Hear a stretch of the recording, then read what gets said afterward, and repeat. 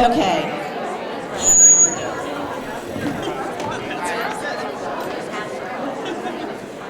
Okay, so I know people are still coming in, which is fantastic.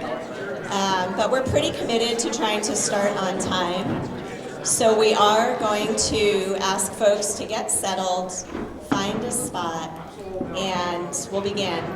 Before we do, I just want to take a moment to thank Evan and Ned Jennison, who played some great background music for us. And Evan is a sophomore at Mount Abe, and he also plays with a band made up of some Mount Abe students and students from other schools called Squigheart. They're playing at Higher Ground in December, is it? December what? The 6th. So some local cool musicians to check out. So thank you guys so much, and I'm going to hand the mic over for a moment to Don Griswold. Because we have a quorum of board members here this evening, we do actually just have to take a brief moment to open the meeting officially. So,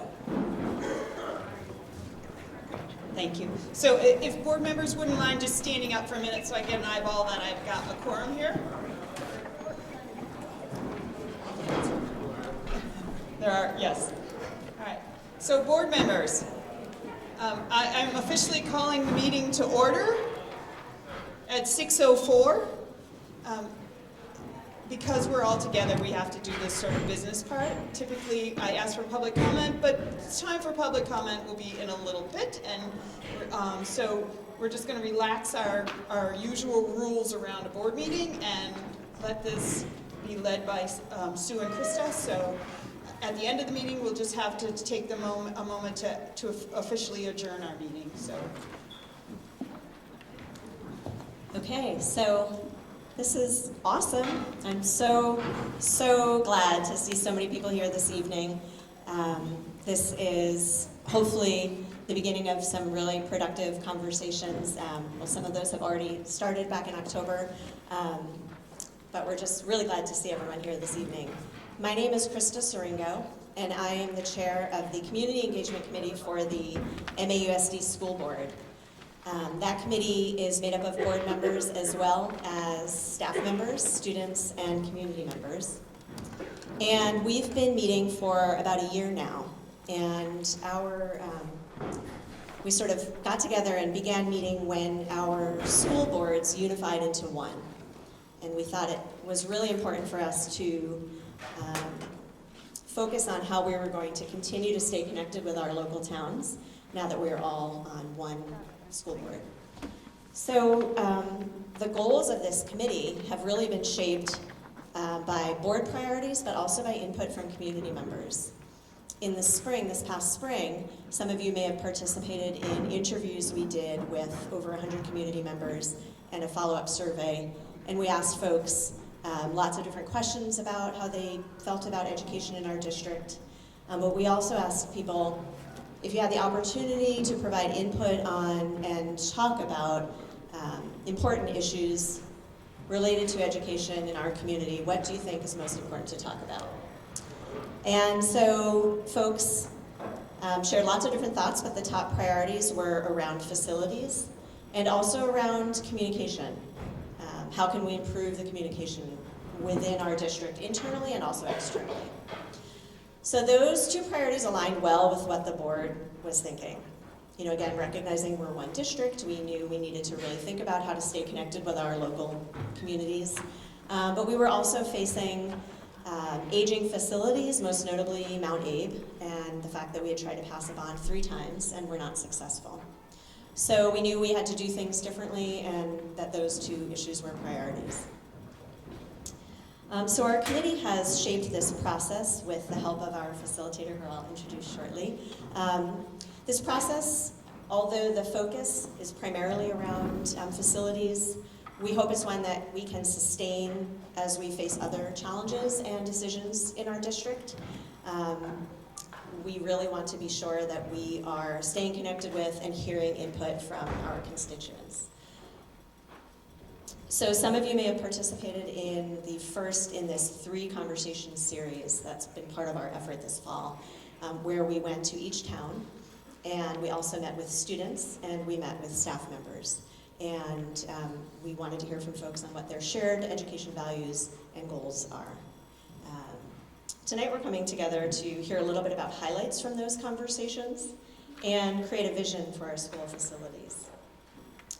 And we're also going to provide you with a state of the district. So some information so you are better able to think about some of the things that board members are thinking about and grappling with. Enrollment trends, some of the financial picture, and all of this is going to be used primarily at our next meeting on November 20th as we explore some possible scenarios for our facilities planning in the future.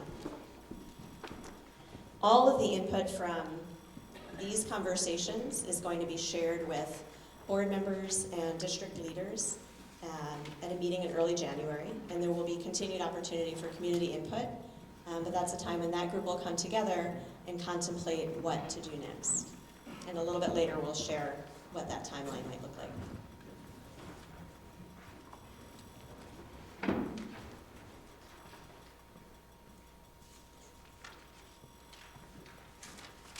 Okay, so I'd like to take a moment to introduce Sue McCormick. And Sue has been working with our group for, I guess, since almost the beginning.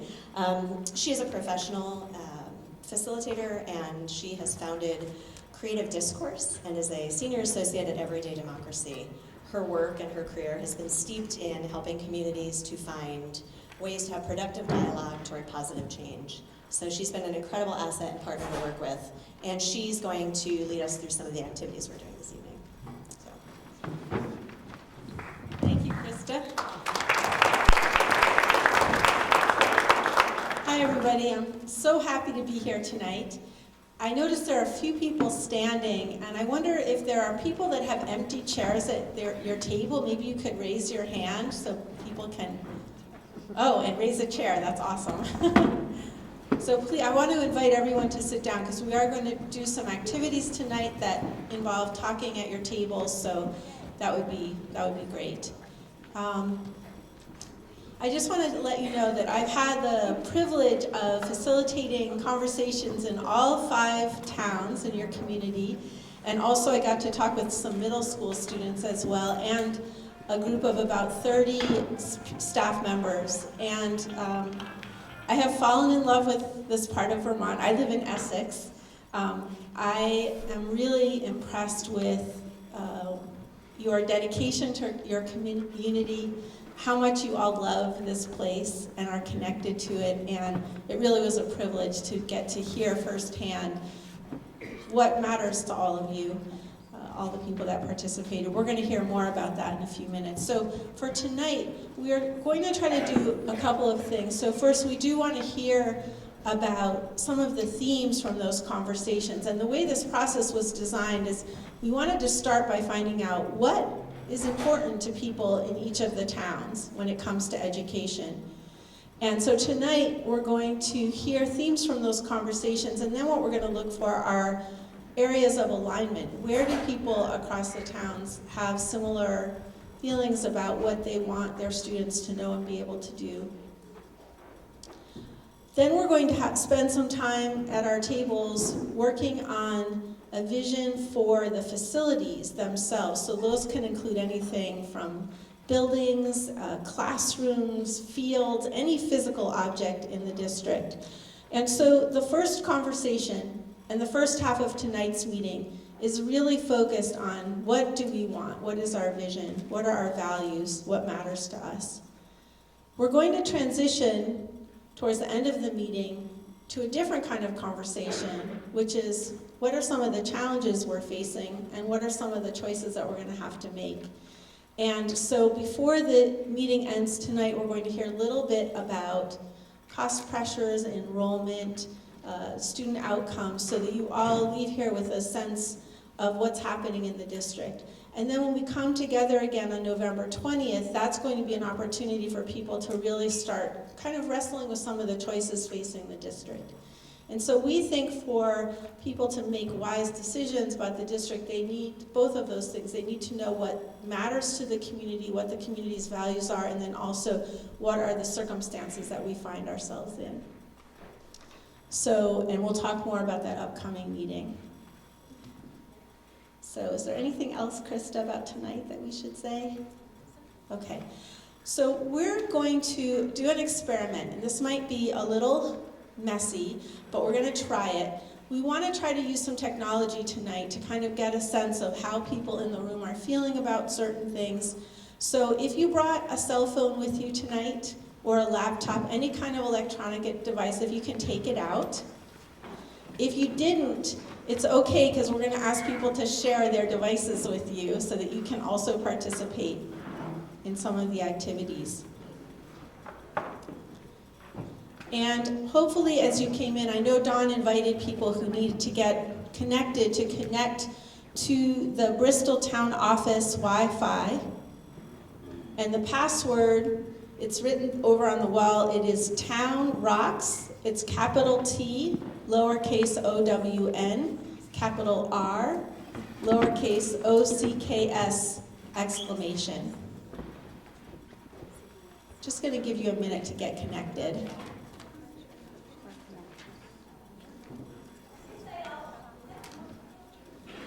The password, it's the Bristol Town Office is the connection, and the password is Town Rocks with a capital T, a capital R, no space, and an exclamation at the end. And once you're online, we're going to ask you to go to a website, and it's www.menti.com, and you'll enter in the code that you can see up there on the screen.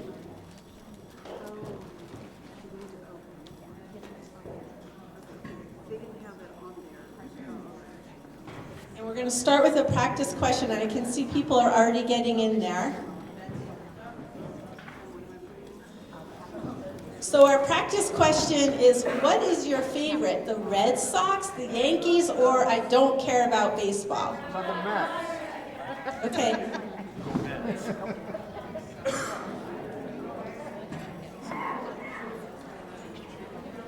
Does anybody need help getting online or onto this site?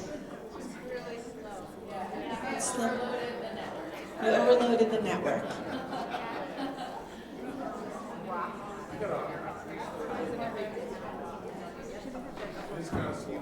Slow.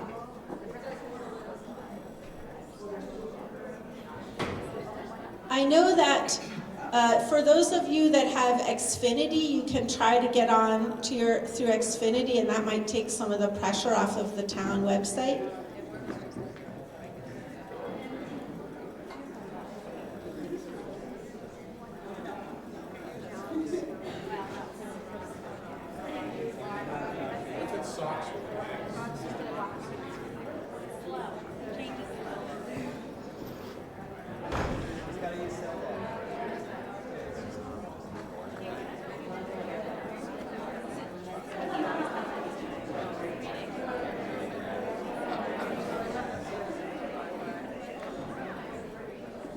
Let's see a show of hands. How many people are still waiting for things to work? Oh, dear. Okay. Okay. If anybody has Verizon and can connect through Verizon, that would also help take some pressure off the network.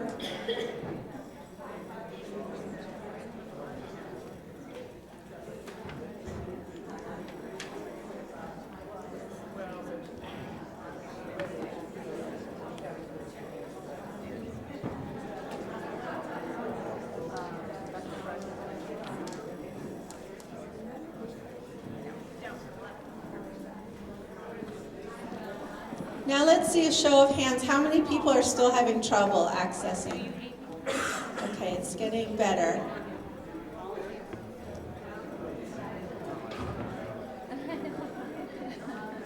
We'll stick with this for another minute. If we can't use the technology, we'll try something else. But if we can use this, it's a really nice way to get a snapshot of what's happening in the room. I'm going to go to the next question, and we'll see how we do. So the next question is, how are you connected with the district? Are you a student, a family member, a staff, a school board, or a community member that doesn't have kids in the school right now?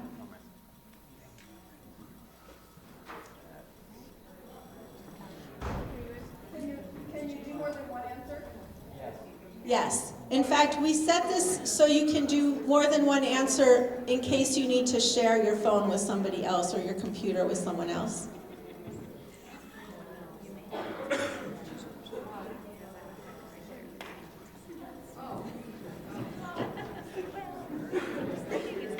So we have lots of family members here tonight, which is great. We have a few students, a nice amount of staff, some school board. Okay, I want another show of hands, please. How many people are having trouble accessing this now? We have a couple people. So it seems like we can't share it because once you put the answer in, it says we already answered this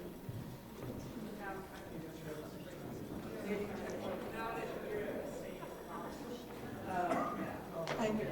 We tried to set this up so you could answer more than once, but you weren't able to share yours. Oh, the same box you can do. Okay.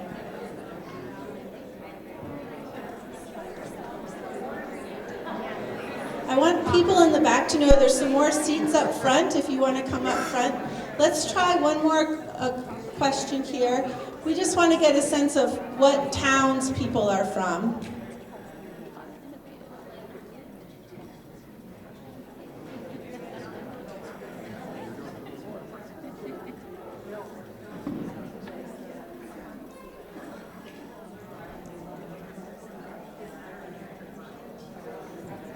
Okay.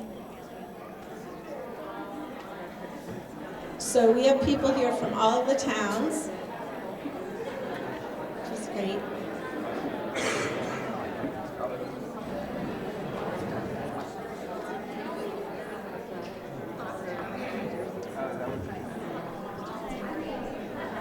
Okay.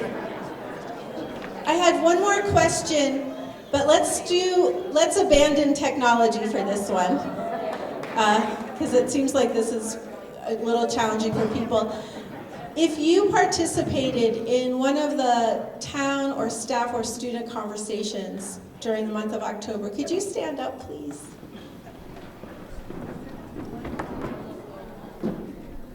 Fantastic. That's great. So we have a lot of people here who participated, and then we have some new people as well, which is great. Thank you. And I think we'll skip these, we'll give the technology a rest for a while. I'm going to try to come back to it later in the meeting, but if it's not working, then we'll get the information a different way. So right now, I'm going to turn it over to Krista, and she's going to share with you some of what we heard during those October conversations.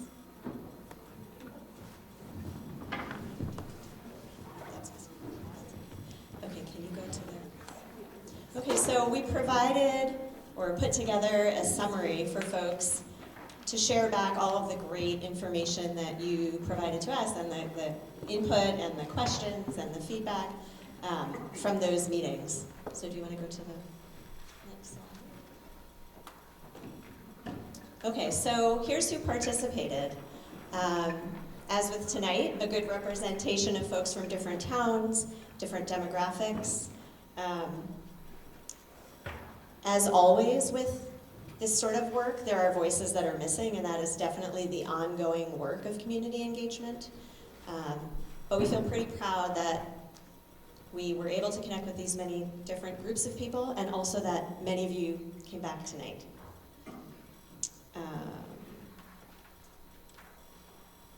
So one thing that we heard a lot was, well, this is great at these conversations in October. This is great, but it's the same folks in the room that are always in the room. And there were a lot of the same folks in the room that are always in the room, which I think is actually something to celebrate, to say people are really committed and want to stay engaged and have a part in this process. But we also did see some folks come out that hadn't really participated before in something like that, or very seldom do. So, this is again an ongoing effort that we need to take, and we need to think about ways to engage people for whom this is not their preferred format for sharing feedback, and we will be talking about that. But for this work, I think we have a lot to be proud of as far as who has participated so far. So each conversation was structured around 4 questions, and depending on the constituent group, they might have looked a little bit different. So the way we framed it with students was a little bit different, and with staff members, but essentially these were the 4 questions we asked folks. What do our young people need to know and be able to do to be successful in our changing world? If we meet our strategic goals, what will that look like 5 years from now? And I'll come back to that in a minute.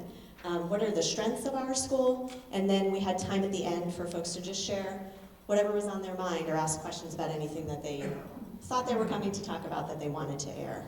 But going back to that second question for a moment, so our district is operating now under a strategic plan that took about 2+ years to develop. It was led by our administration, but it had input from community members and students and staff members, and it evolved in this educational blueprint that really focuses on 4 goals. And if you have a folder with you, or you have seen this in the past, those goals are at the back. But to just review them quickly. The first goal is around academic excellence. So our students will achieve academic excellence in a flexible and innovative curriculum. And I'm paraphrasing a little bit here. The next goal is around ensuring the social, emotional, and physical well-being of our students. The third goal is around ensuring that access to our education is equitable and inclusive. And the fourth goal is around cultivating and continuing connections with the local and global community.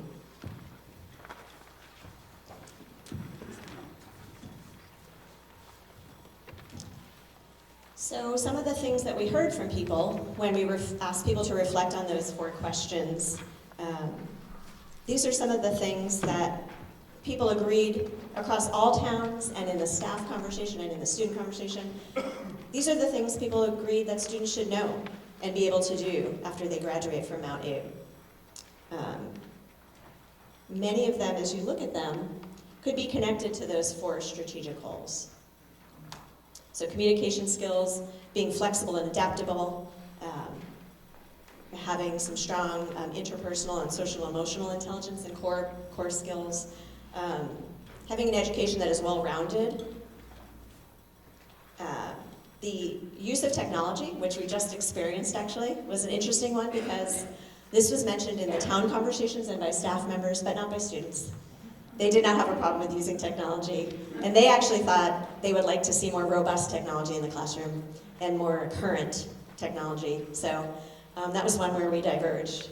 But everybody we're cut off at the bottom here. The ability to connect with local and global community. So if you want to go to the next slide. So that's good news that this educational blueprint that we've committed to, and that's being in its first year of implementation this year, matches what we in our communities think is important for students to know and be able to do.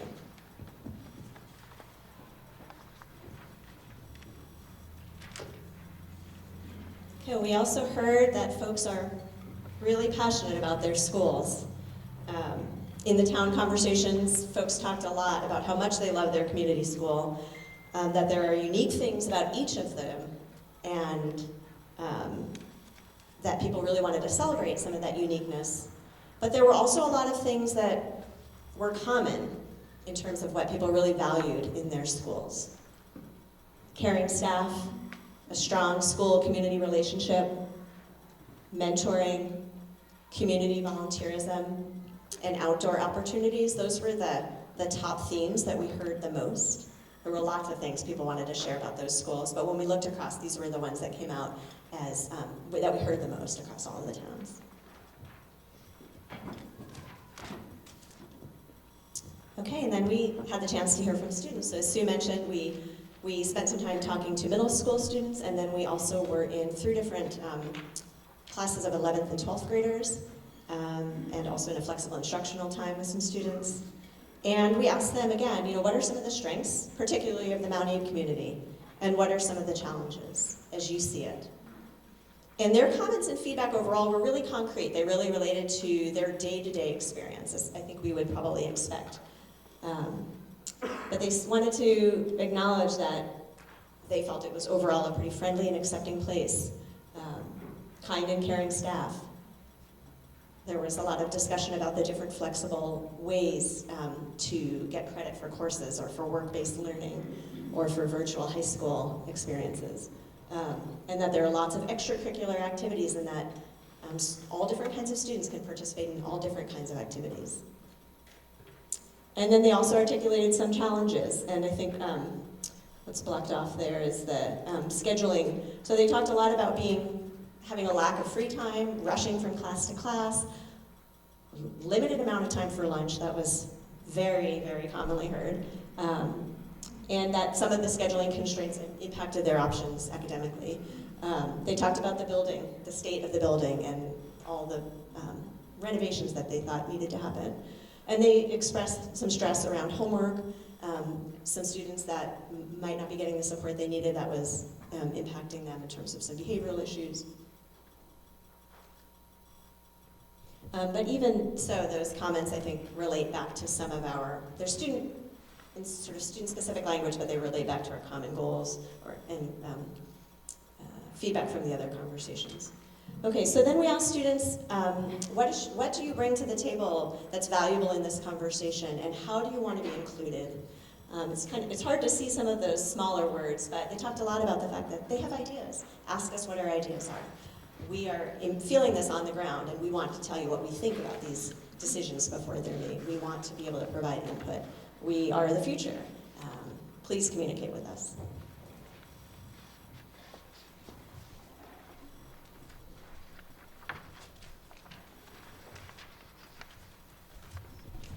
Okay, and then, as I mentioned before, we met with students, we met with each town, and then we had a conversation specifically with about 30 staff members. And some of the things that came out from that conversation that are a little bit unique was the focus on student-centered and student-driven education was definitely a priority.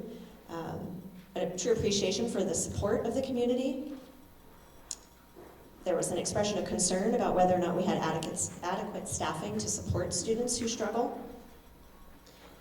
And they, like students, expressed a real desire to have a voice in the significant decisions that impact the future of education in our district.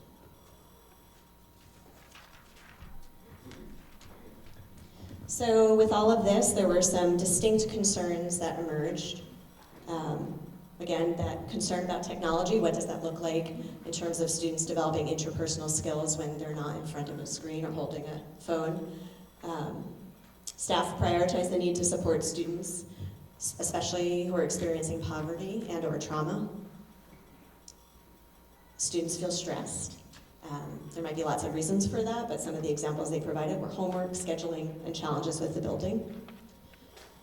And then some towns expressed specific concern about changes that have happened since we have become a unified district, specifically a loss of autonomy and staffing changes and reduction.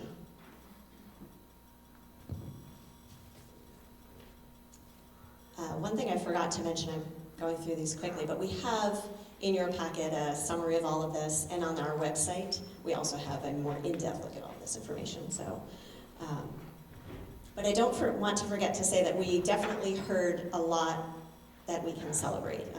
Folks shared, again, that sense of community, that kids are cared for by everyone in the school, a real appreciation and sense of place, so the geography in which we live and how that impacts our education. Shared values across our town staff and students are aligned with our goals, in our strategic goals.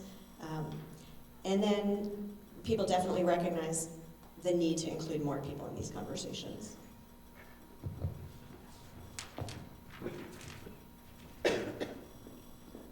So finally, when we take all of this and look at the core values that came out across all of those conversations, they could be sort of categorized in these 7 themes. And in the report in your folder, they are described more in detail, so I won't do that now. But you can see, again, we've heard a lot already about student-led learning, community connections, socially and emotionally healthy kids, equity, which is not necessarily the same, does not mean the same, but it means that everybody has what they need. Flexibility, town schools, and varied and robust programming. Okay.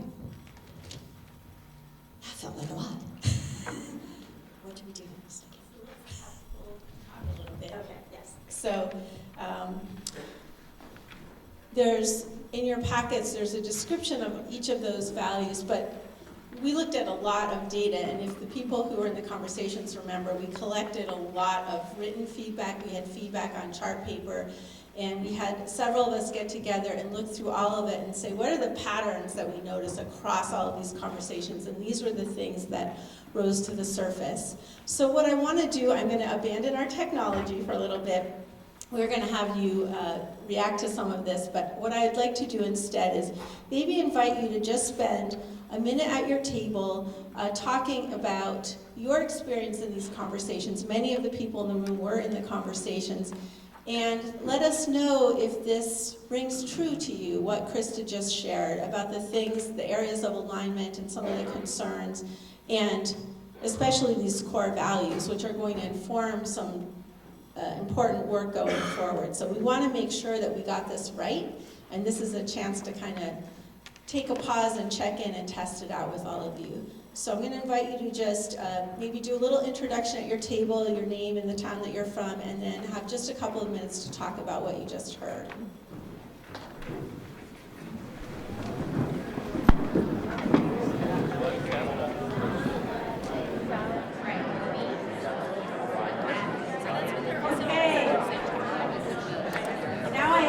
Ask us to come back together. I hope that extra 5 minutes is helpful. So it would be great to hear from just a couple of people about your experience being in those conversations and how that information fit with what you experienced. Yes, I'm going to come over to give the microphone. We have a lot of people.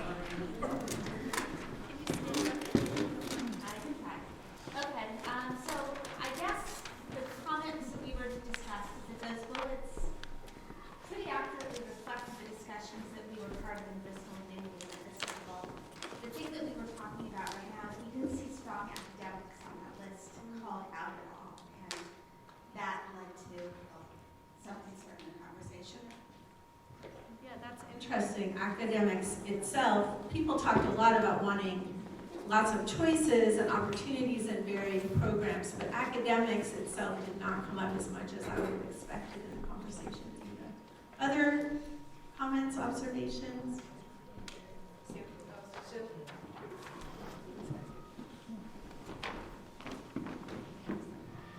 So we're a really Moncton-focused table, so we talked a lot about the conversation in Moncton. And to me, I think we agreed the values that are on the screen are pretty much what we heard. But we also just heard a lot of real love for our community and for our school and the place of that school in our community as a way for people to come together and get to know each other and get involved. So I imagine the other towns talked about that too, but I know we did a lot in Moncton. Yes, thanks, Jen. Yes, I heard that, of course, that was a theme in every town. A lot of towns use the phrase, the school is the heart of our community. One town said, the community is the glue that holds our school together. And so clearly, people that came out were really proud of their schools and cared a lot about them. Can I pick on you, Liz, because you were, you went to, I think, most of the community conversations. I did attend all the community conversations, and I noticed a lot more things that we all had in common, like Sue was saying, the love for our schools, and it was really powerful, I thought, to hear people express it and have an opportunity to listen really closely to what's most important and what people are worried about, and I think that the board really needs those kinds of opportunities, and I'm glad that we had it.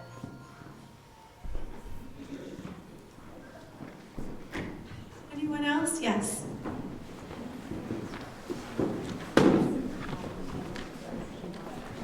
My name is Sally. I'm from Lincoln, and we didn't actually talk about this, but as I'm looking, I'm reflecting, and I'm remembering our conversation. We spoke very highly of our teachers and how much we value them and how much we value that they live, many of them live right in our town and in our close community, and we have been kind of sad about losing some of them as well from our school, like they've gone elsewhere. And so I think that was another thing that I'm not seeing there, that we value our teachers, the ones we have now or have had recently. Great, thank you. That's actually a great segue to the next question. And we wanted to ask people, is there anything really major missing from this list? So someone just said that, you know, we really value our teachers. In one of the, by the way, in the value, the town school value, I think in the community connections value, if you read what we wrote about those, it does mention teachers. That was a huge theme that people really valued, the close connection between teachers and students. They said the teachers know all our kids. That was really important to people. And so this is an opportunity, if you are able to access the technology, you can enter some words. You could say teachers, or if there's anything else that you think was really missing that was central to your conversations that we didn't capture. And I also will invite you, if you don't want to use the technology, to just raise your hand and I'll come and bring you a microphone.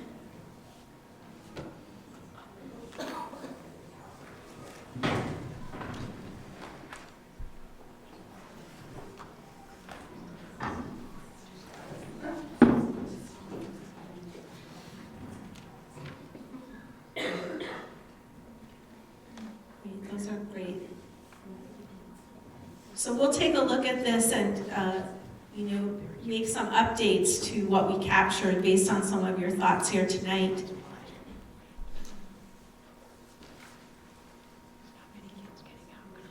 You know, it was interesting to me when I was thinking about how academics didn't come up so specifically, and it seemed to me that we framed this around what we thought was coming in the future.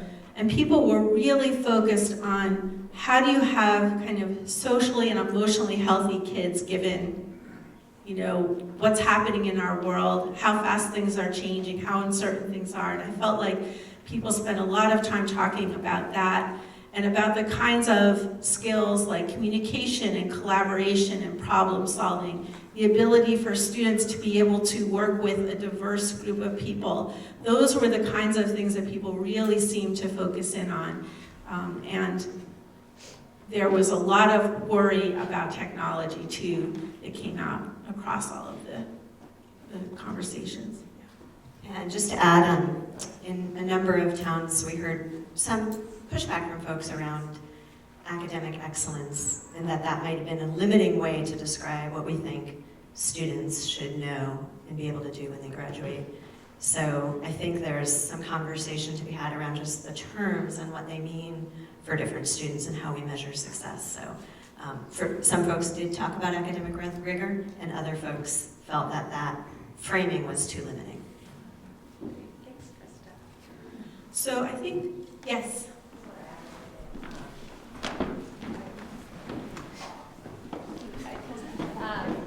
So our group definitely agreed with a lot of those things, and we were realizing, especially in Lincoln and maybe in Starksboro also, that, you know, a lot of the conversation was about education and all those things we talked about, relationship with teachers, but then there, in our group, and I think you guys might agree, that there was a lot of frustration around not getting to the facilities conversation, because I think there's a lot of people who are kind of ready to dive into that, so just want to put that out there. Okay, it's a great segue, because that's where we're going right now. So I do want to say that, you know, this kind of a process, there are some people that love the conversation about vision and values and really find that meaningful, and other people want to dig in, you know, to data and all of that stuff. And what we're trying to do here is set the stage by uncovering the shared values so that when you get to those more kind of technical conversations about choices you're facing, that you have some really good criteria to lean on when you're trying to make choices. So we're going to do one more activity that really is vision focused, and it is about facilities. So this is going to be some work that we're going to do at our tables. Let me get back over to the other presentation here. Okay. So I'll tell you a little bit about the purpose of the conversation, and then because we have such a beautiful turnout, we're going to have to navigate a few logistical challenges. But first, let me talk a little bit about the purpose of this activity. So we want to get a sense, just like we got the education values from that first conversation, right now is an opportunity to hear you talk about, if you look ahead, what kind of facilities do we need to be able to achieve those values? So facilities are a tool, right? A set of tools. The facilities are the physical objects that make up the district. So when we think about facilities, we think about buildings, classrooms, fields, any physical object that's part of the district. And I just want to call out a couple of themes specific to facilities that we heard in this first round of conversations. People talked a lot about having flexible learning spaces. They talked about accessibility. And they talked about learning happening both inside and outside of the school building. So when you're having your conversations, I invite you to keep some of those values in mind as well. Okay? And we're going to spend some time imagining the future, talking about what our hopes are for facilities, and then we're going to create at your table some kind of symbol of what you talked about to share with the rest of the group. So it can be a map, it can be a drawing, it can be an object that symbolizes the core key ideas. If there's nobody artistic at your table and you hate that idea, you can make a bullet point list of ideas, okay? And we have 10 facilitators that are prepared to help lead you through this discussion. We have more than 10 tables, so what I'd like to suggest is that if the facilitators can raise their hand, I'm hoping that people can go to the tables that have facilitators. So if you're at a place that doesn't have a facilitator, I'm hoping you can get up and maybe even bring your chair if you're able to, and move to a table where someone is raising their hand. And maybe the facilitators could actually stand up so people can easily see you.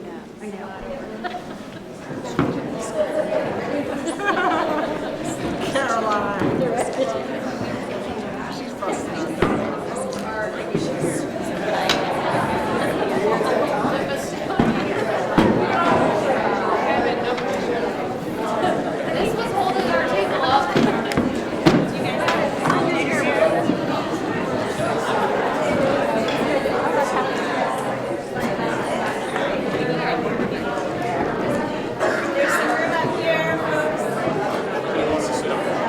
I'm really hoping the people way in the back will come and join a table. This is a chance for you to have a voice and share your thoughts about what you'd like to see.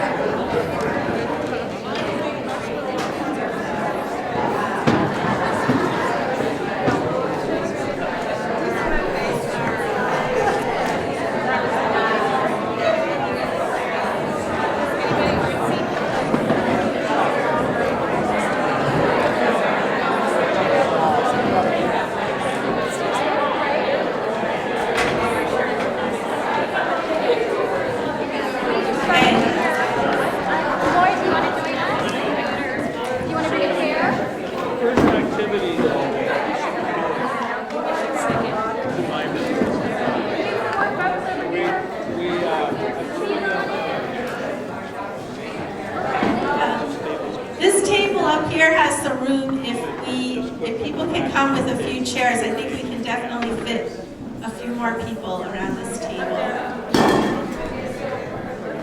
Yes, if you don't have it here, this chair.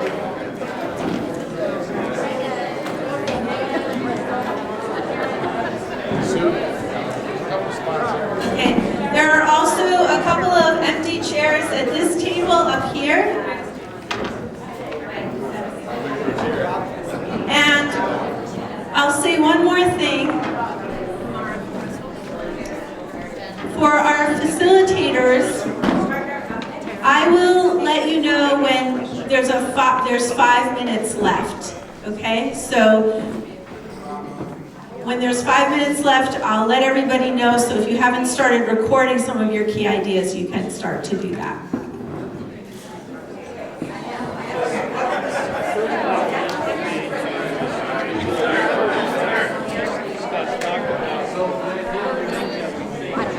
Over 30 years. Yeah. So I worked for the town for a long time. This was about 2 years ago, and I now Or it's just, it's all one body. I don't think it's going to do it star. Those are the points of the star.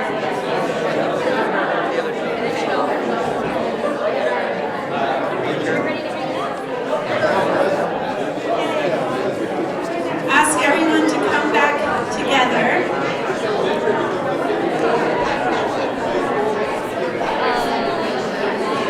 actually, Justin, can I ask you to put it right over there? I don't want to put it in front of the camera. And Yeah, anywhere.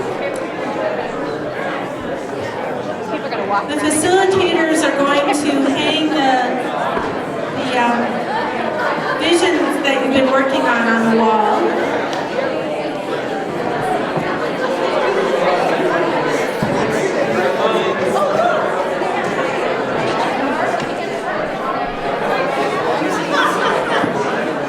Okay, everybody, can I have your attention up front for a minute?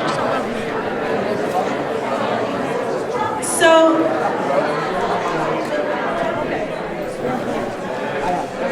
I'd like to bring us all together as a full group for a moment. If there are tables that are desperate for more time, feel free to leave the piece of paper that you were working on your table. And if you'd like to stay for a few minutes after the meeting ends, of course, you're welcome to stay and continue the conversation. We do want to try to end when we said we would and be respectful of people's time. But we also can tell there's a lot of energy in the room. So we'll invite you to stay if you want to continue talking. I want to tell you a little bit about what's going to happen with the information, and then I want to hear from a couple of tables before we go to the next part of our evening together. So we've collected the information from this part of the conversation in two ways. We've collected your drawings on newsprint, and the facilitators at your table also have taken some notes. All of this is going to be shared with the planning committee, and on the 20th, we're going to share back themes, much like we did share back the themes from the October conversations. And all of this information is going to be used to help you inform some of the conversations we're going to have about what's next. So that's what's going to happen with this.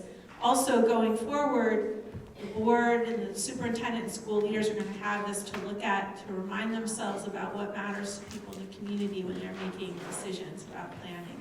Okay? So what I want to do is we just have a couple minutes, but I'd love to hear from just a couple of tables some highlights of your conversation. And I wondered if we could just start close by. Is there anyone here that would be willing to share?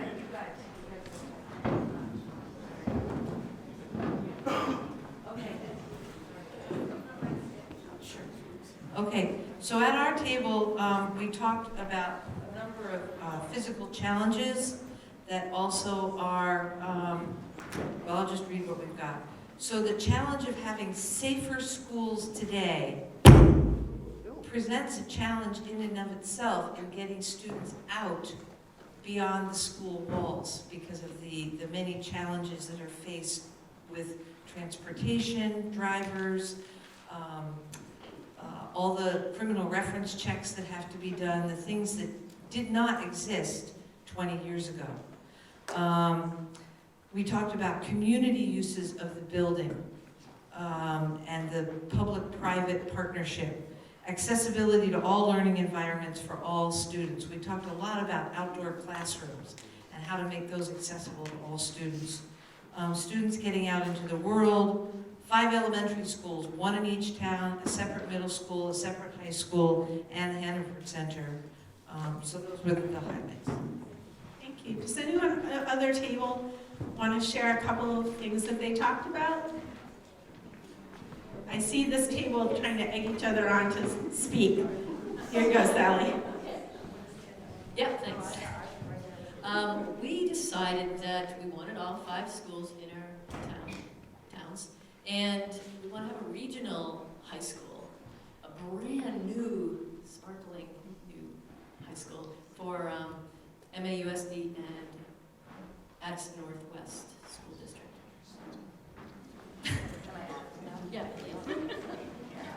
What we talked about was that Mount Aid is the most failing of the physical buildings within our district, and we've had a really hard time, obviously, trying to get that fixed.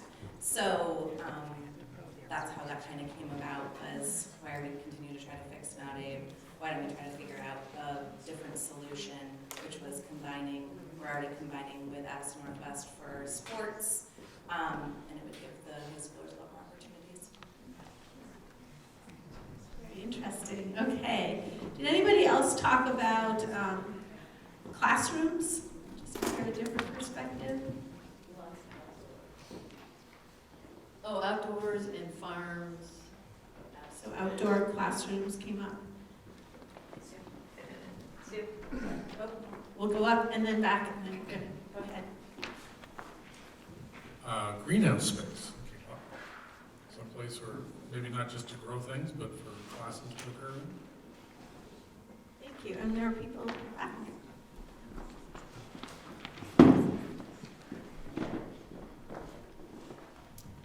We discussed a lot of having all our buildings become community centers, whether that's public-private partnerships, incorporating the after-school programs, the rec programs. This meeting would be at one of the facilities, and a lot of flow in and flow out, the community members coming into the facilities, and the students going out into the community and having it be much more of a shared space within our community. Thank you. Anybody else want to share with me?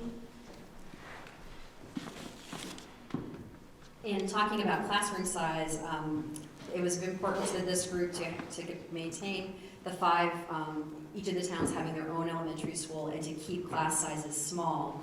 One of the other things we talked about that was not related to classroom size was there were very many folks at the table who felt we've been here before, that there's sort of a pendulum effect happening, and how far out should we be looking to make this truly effective? Thank you. Well, we'll look forward to reading the notes from the facilitators and theming that. And right now, we're going to continue on with the meeting. I'm going to turn it over to Krista to talk a little bit about what's next. And thank you, everyone. It's a very crowded room. I'm sure it was hard to hear. It was great to see you all working so hard and talking with each other and being so engaged. Okay, so we're going to transition now from visioning and considering our hopes and offering some tangible information about the challenges that we face. And as a board member, it feels good to share this work with all of you, because we've been grappling with this, our 12 and 13 of us, and now we'd like for all of you to sort of share in that load with us. So the school board has asked our superintendent to provide some of this information that you have in your packet, and it's a lot to digest. And you may find that you have more questions than answers. We are going to be revisiting this information on the 20th as we look at the different benefits and trade-offs of our facilities plan for the future. We're also going to have an opportunity at this meeting for folks to pose questions that we will then answer in an FAQ format on our website and on the 20th. Patrick has also offered to stick around this evening for folks that might want to chat and ask questions of him individually. And then we always have at least one information session about the budget that we're building for next year. That meeting is going to happen on December 10th. And I think it's really germane to this conversation, so it will be a much closer look at the budget process and the finances specific to next year. But I'd like to turn the floor over to Patrick Green, our superintendent, who's going to walk us through the information that you have in your packet.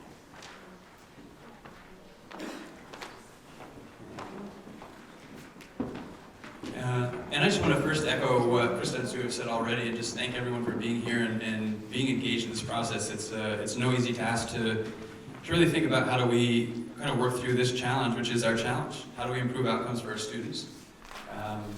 And do so at a cost that's deemed acceptable by our community. That's language that comes pretty directly from the ends policy that drives so much of what we do in schools.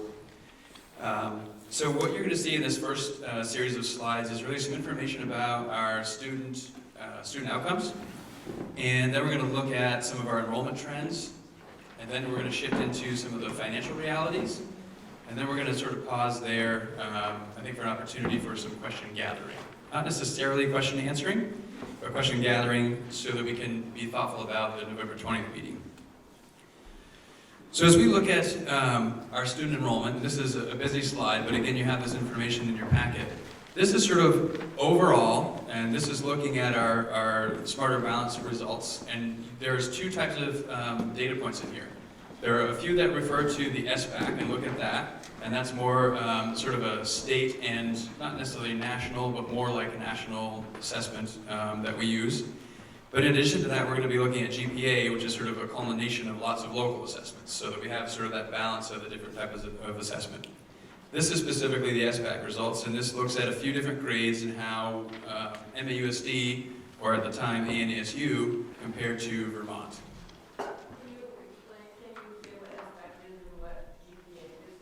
Sure, so the SBAC is the Smarter Balanced Assessment Consortium. So this is it's a test that all students in grades 3 through 9 in Vermont take. And there are, I think, 14 other states that use the SBAC to measure student outcomes. And the GPA is the grade point average. So in all of their classes throughout their high school career at Mount AIM, their scores in those classes together combine to make their grade point average as seniors. So those are the two types of data points that we have in here. So more or less what I think is worth noting from this page is that in some cases we compare favorably to the state of Vermont, and in other places we don't. And in general, on the SBAC, our student outcomes are in the somewhere just above or just below the 50% proficient range. So that's looking sort of all students across multiple grades on the SBAC. And I'm going to apologize ahead of time for going through some of these pretty quickly. We are going to dig deeper into some of this when we come back on the 20th. And it's in your packet, so you can take it home and digest it further as well. So now if we look at GPA, we're going to start to sort of disaggregate for some different subgroups. So looking at students by gender. So this is looking at GPA now.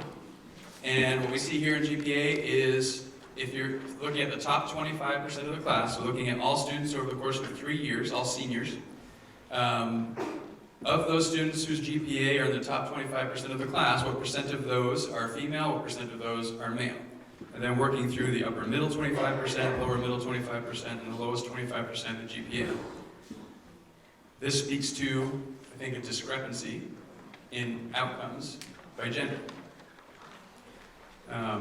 Given that 48% of all the seniors in this group are female, that the female group in the top 25% is overrepresented, given that percentage. So again, it's information. It's important to know, and important to consider, what do we do about this? What does this mean? And those are conversations that we have.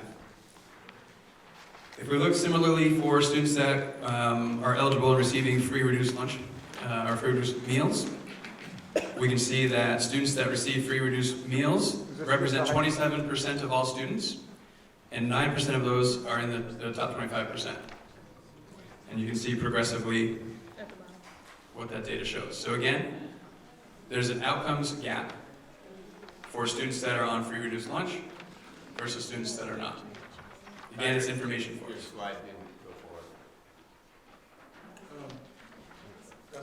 This is the one I'm talking about, yeah.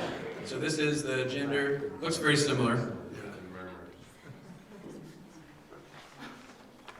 So again, disproportionate representation of students who are eligible for free reduced meals. And we say that's consistent with the state and the... Yeah, so this challenge is not unique for us in MAUSD. It's not unique for Vermont. This is a national challenge. Why did you use seniors as your free reduced This is seniors because of GPA. So this is sort of the senior group at the end of their time in our school system, gives that sort of cumulative look. But often they're the ones who don't apply for True. so that's 27% seems very low of all students. Yeah, as a district, we're closer to 35% or 38%. So this is a bit lower, and that is something that we see. It tends to be as students are closer to their senior year, the accuracy, they tend to not fill out the paperwork and do those things that are needed to become eligible. It's true. Patrick, how did you aggregate the information as you guys moved from traditional grades to proficiencies? How did you account for that as it relates to seniors? So I don't believe this accounts for the proficiencies because this is last year and the years prior. This is the first year of the group that's going to be graduating with the proficiencies. So that's something we'll have to account for moving forward as we have this bridge of kind of the old way of doing things and the new way of doing things. But we didn't have to do that for this. So again, another subgroup that we can look at, students that are receiving special education. So again, 9% of all of the seniors in this group were receiving special education services. And you can see that they're underrepresented in that top 25%. So again, an outcomes gap that is something we need to pay attention to. So switching back to the Smarter Balanced Assessment. So this is another look at some of those same subgroups. So this is looking again at students who receive special education services. And you can see the performance difference or the achievement gap between those who do receive special education services and those who don't. There's a gap that again we need to pay attention to. Patrick, did you say clean up How this, so we talked about, we talked about the challenges and the outcomes gap for students receiving free lunch. The same challenge exists for students on IEPs. Again, it's not unique for MAUSD, it's not unique for the state, it's a national challenge. And there are places who've overcome those challenges in our country. So it's not an impossible task, though it is a challenging one. And so it's as much a reality for us as it is for others. And we're pretty comparable with the state in terms of what our achievement gap is. So again, this is looking at free reduced lunch for math specifically in the SBAC for 2 years. And this gives you a sense of how, at least over a course of 2 years, any change that we're seeing in that achievement gap.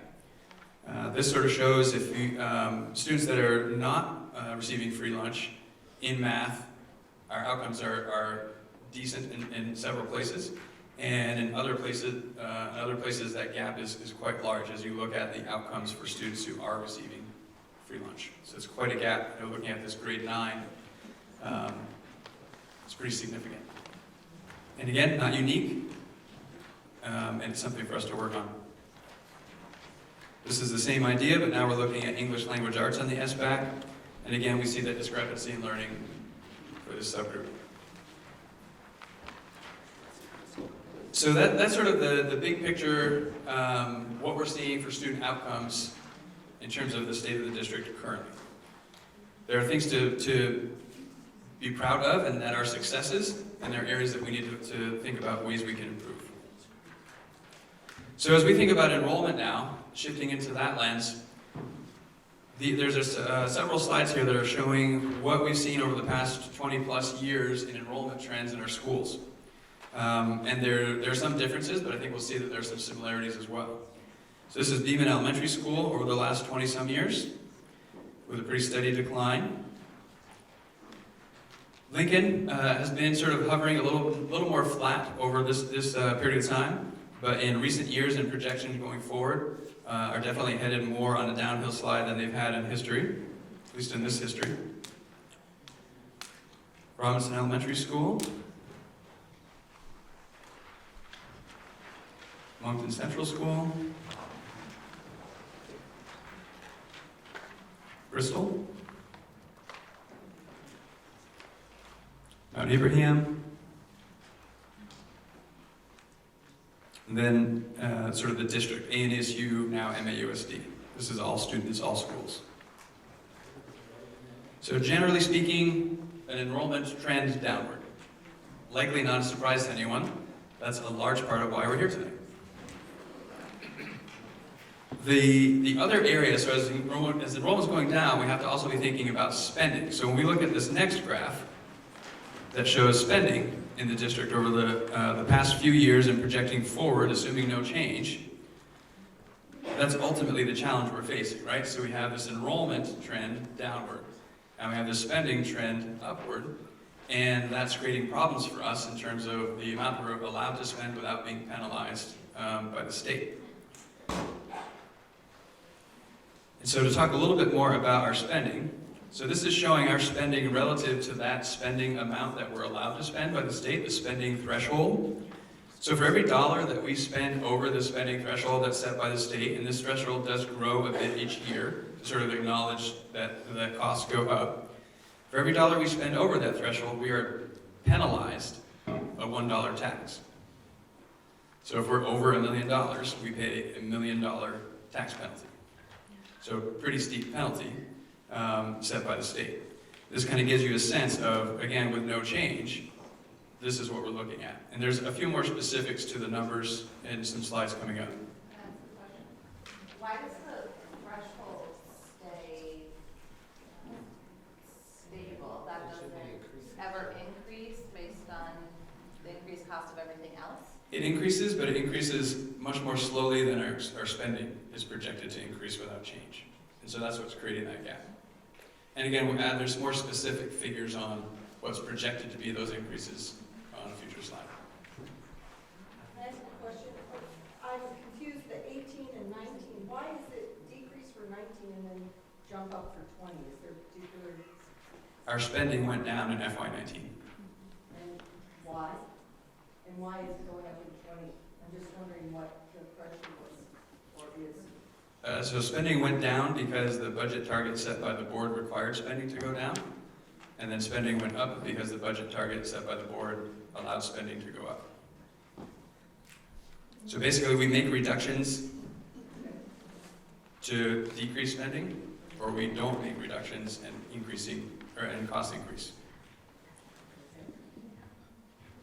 Am I okay in taking a couple of questions? Or it's hard because we can pretty quickly go into the next 3 hours and talking about this one slide. Maybe we should hold and get through and then... Again, so part of what's coming soon is an opportunity to collect the questions that you have so we can be thinking about them and prepared for the 20th, where it's going to be really much more about this information and how we wrestle with this challenge. So be thinking about those questions and be prepared to capture them. So this is now looking at the spending per equalized pupil. So I have to talk a little bit about what this means. And in your packet, there's a page that defines some of these terms. So education spending is something that is important to know. Education spending is total expenses that we have in our district. So all the money that we spend on our education system, minus the revenue that we receive from various revenue sources. So the difference is the education spending. Total expenses minus revenue, education spending. We then take this education spending number and we divide it by the number of equalized pupils that we have. And the equalized pupil count is it's a figure that's set by the state. It's a state average and it's a 2-year average for our district. And that equalized pupil count is based in part on the number of students we have.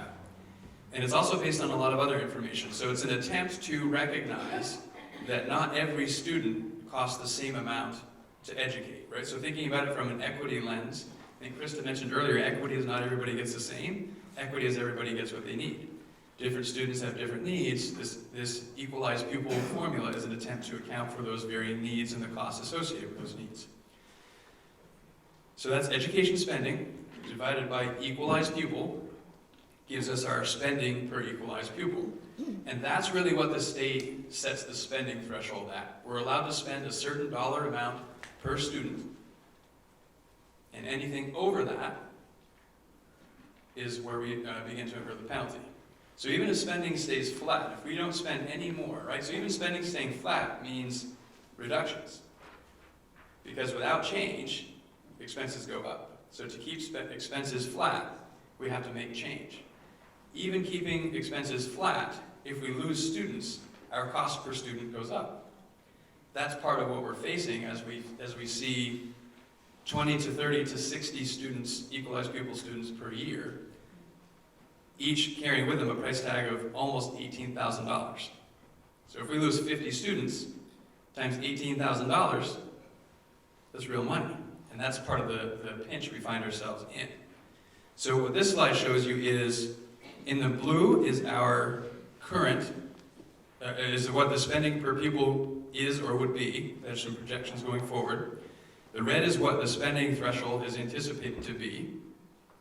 And the yellow, for the current year and the prior two, is the state average in spending per equalized pupil.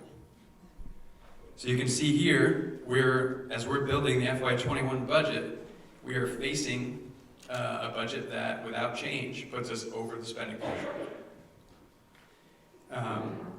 And you can see how the gap between what our projected spending is and what our allowed spending is going to grow without change. And you can see that we're spending a fair bit over the state average per pupil. And this is the impact on the tax rate, assuming those financial realities become true. So this amounts to about a 27% increase in the tax rate over the next few years without change. So that's a little bit of the financial reality. In your packet, there's information that isn't in the slide that provides a little more depth.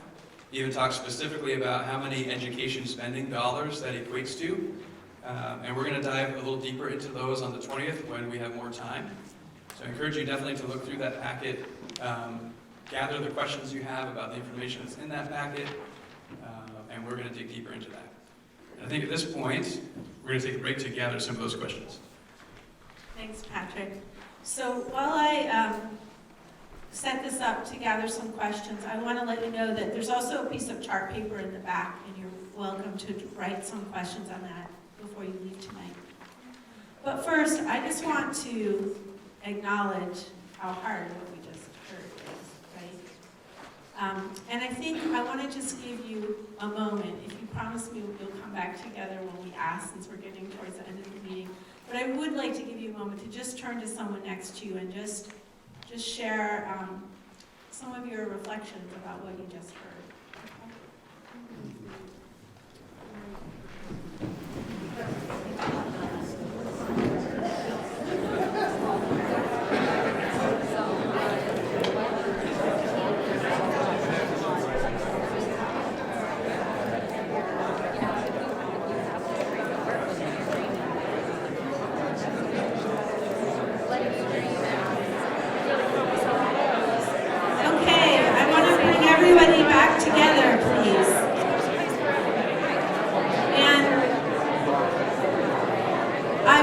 To invite people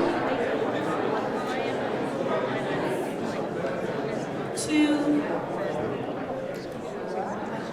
just spend a minute getting back on Mentimeter, the technology. If you have questions, you can just put these in here and we'll collect these. And also, again, before we leave, we'll have questions on the back chart. And hopefully, the superintendent and board members will be able to answer some of these questions at the meeting on the 20th, or put them together and get them back to the community as soon as they can. Okay? So I'm going to turn this back over to Patrick. You can continue to put questions on there even though you won't be able to see them, but we'll be able to see them after the fact. And I'm turning, okay, so let me give it back to Krista first. Okay, so Patrick's going to walk us through some of the scenarios that are in your booklet, and we wanted to share these in advance so you can look at them, think about the other information that was shared as we plan for what we'll do when we come together on the 20th. But I wanted folks to keep in mind a couple of things. These scenarios are just really starting points that represent different ways to think about our facilities plan. There's no one person that has a vested interest in any one of these. We're looking to folks to help us determine which of these options we think, or perhaps there's one that isn't there.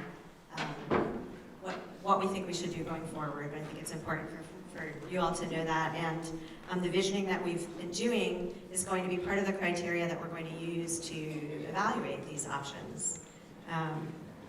The scenarios aren't as detailed as they would be if the board had done this work first and then gathered community input. So I think that's also important to think about. You might look at them and have more questions about the level of detail. But we wanted to work together to flesh this out with our community. And I guess that's it, so I'll let Patrick introduce them to you and explain a little bit more about them. And again, I think I just want to reiterate what Krista said, that by no means is the expectation that people are going to be asked to choose from one of these 5 scenarios. That is not at all the goal. The goal is to present some potentially extreme ideas of what could happen to spark thoughts about other possibilities. So please keep that in mind and know that that's very genuine. And also, sort of as a bridge between facilities and finances, I was talking with Mary Kay at this table, and important for everyone to know, we currently have $1 million in the general fund for construction services to make repairs to all of our schools, primarily Mount A because of the need that's there. And currently, that $1 million in our general fund counts against us relative to the tax penalty in our spending per equalized pupil. Should a bond pass and that $1 million be spent paying a bond, we are eligible to apply for a waiver. That $1 million could not then count against us in terms of our spending per equalized pupil. So just an important sort of financial reality that bridges finances and facilities as we're thinking about possibilities going forward. And interestingly, this picture here is a rendering of one of the versions of the bonds that were out in terms of what Mount A could look like with one of those renovations. So here we go, we're going to dive into these. It's going to raise lots of questions, perhaps lots of controversy, and hopefully even more great ideas and thinking beyond what you see here. And we're intentionally not taking questions about these now. The 20th is when we're going to dive into these so you can sort of digest everything that you've seen and heard here tonight. So, option 1, perhaps the least controversial. Keep everything the way it is right now. That has to be on the table as an option. We heard about the value in our 5 local community schools. So that would be 5 K-6 or pre-K-6 elementary schools, one in each of the 5 towns.